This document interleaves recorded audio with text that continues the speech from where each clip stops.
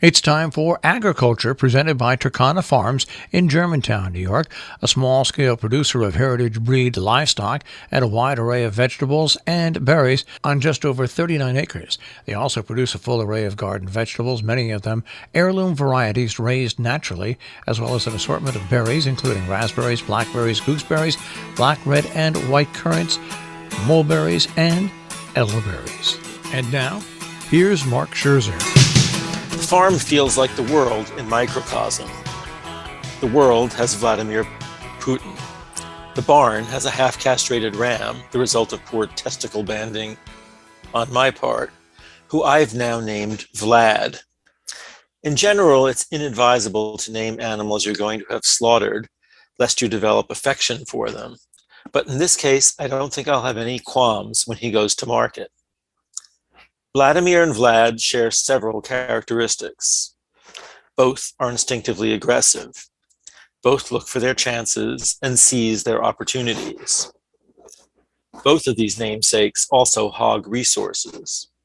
For Vladimir, it's the commodity wealth produced by the Russian nation. He's thought to have amassed personal holdings held through surrogates in excess of $100 billion, while much of Russia's middle and lower classes struggle.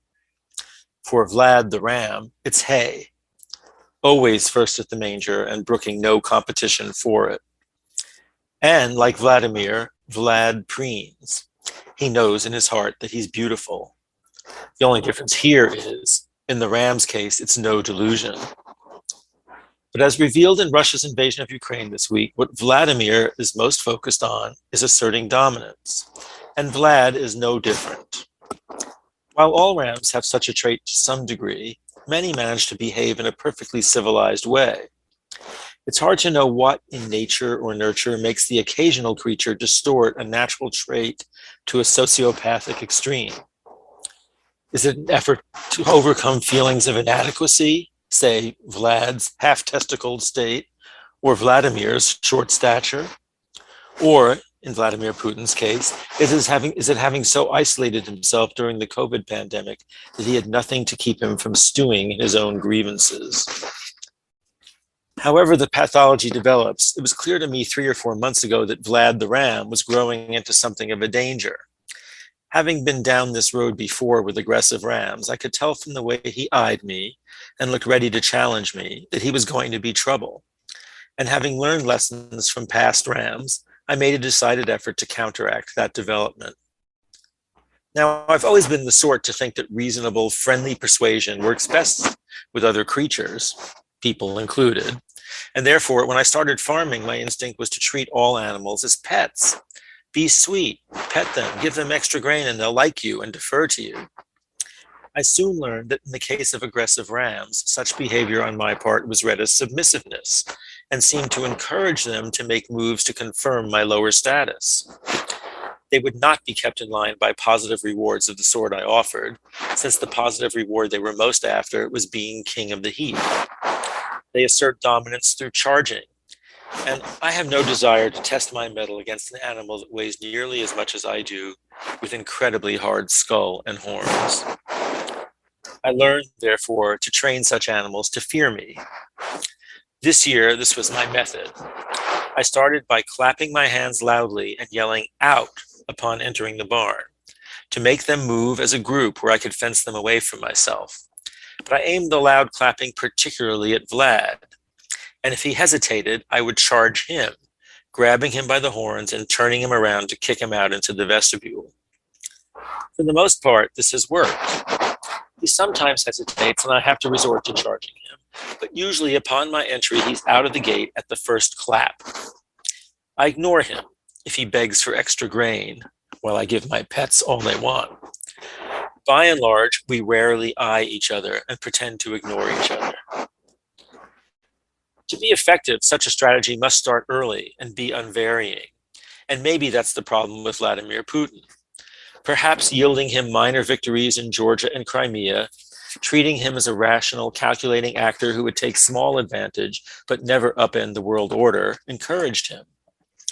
This could be the lesson the world should have learned indelibly from appeasing Hitler in Czechoslovakia.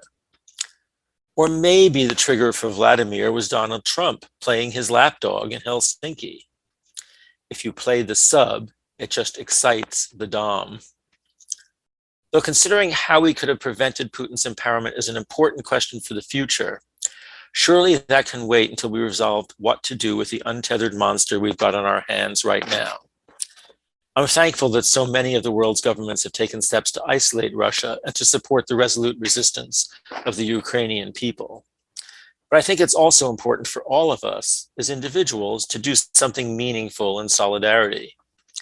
As I thought this week about what I personally could do, I took into account another lesson I've learned from the farm, that small steps can matter.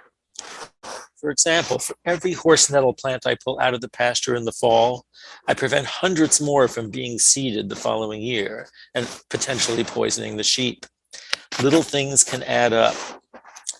So Thursday, I turned down the thermostat in the house by 1 degree, from 64 to 63. I figured that no matter what anyone's ideal temperature is, they can adjust to a 1 degree shift from their regular comfort zone and hardly even notice it. It's a tiny sacrifice that, if performed on a mass scale, could help counteract the energy price inflation that will result from the war, that would enrich Putin, and that might erode public willingness to stick with the Ukrainian resistance to him.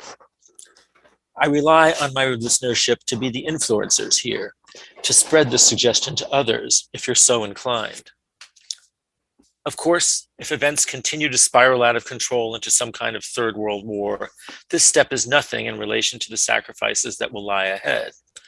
But maybe getting used to the idea of shared sacrifice, an idea which has struggled to maintain hold during 2 years of pandemic, would also be a good small step. Just 1 degree. Why the hell not? Agriculture is underwritten by Takana Farms, LLC, a small-scale producer of heritage-bred livestock and a wide array of vegetables and berries on just over 39 acres in Germantown, New York. More information, 518-537-3815.